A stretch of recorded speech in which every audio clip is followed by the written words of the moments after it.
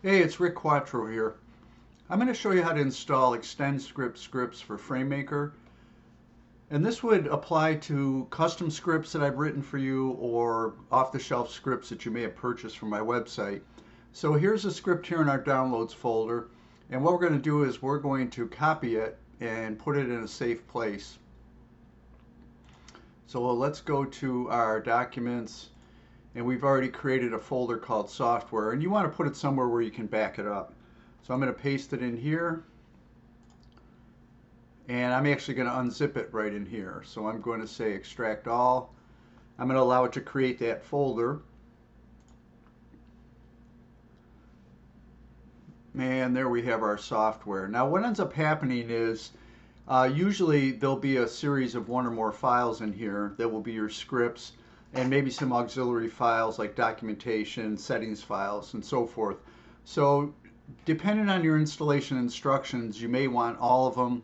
If there's a README file, usually you'll leave that one behind. But in this case, let's just grab them all. So we're going to select all, copy them to the clipboard, and then I'll show you how we get to the installation area. What we're going to do is we're going to highlight this bar up here, and we're going to type in %app data %. And this will take us to our user folder. So you've got C:users, and then this would be your Windows login name, and then app data, and then roaming. And from here we can get down to the Adobe section. So we would double click on Adobe. We're going to look for FrameMaker. And then what we're going to see is one or more numbered folders. Now these, in this case, I happen to have 3 versions of FrameMaker installed on this machine. But we're going to look at this 17 folder. Now these numbers don't correspond to the year designation. So 17 corresponds to FrameMaker 2022. 16 is FrameMaker 2020. 15 is FrameMaker 2019. And we'll post the list of these in the video so you know what you have here. But in this case, 17 is 2022. So you'll see this in your FrameMaker folder. You double click here.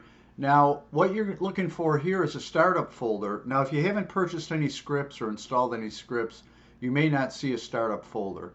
And if you don't, just go ahead and create one. If you do, just open that folder because that's where these scripts are going to go. So let me create one here real quick. I'm going to call it startup. And Windows isn't case sensitive here, so you can put in a capital S or whatever you want. So I'm going to open this, and now I'm going to paste in our scripts and the auxiliary files. So there we have it. Now again, if you've purchased scripts from me in the past, this folder may be loaded with stuff already. If you're doing an upgrade of a particular script, you would paste in the scripts and let it overwrite the existing ones. So now let's go to FrameMaker. Now if FrameMaker's already running, you're going to want to quit and restart because these scripts load at startup.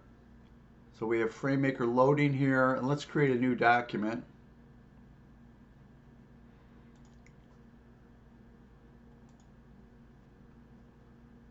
Now the scripts documentation will tell you what to expect when you install a script. Now for this particular one, it's telling us that there's going to be a new command on the format menu. So let's take a look and see if it's here.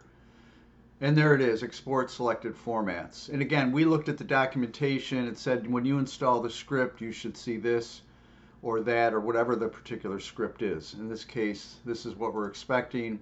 And then we can try it out here. And there it is. So now we have our script installed and everything is good.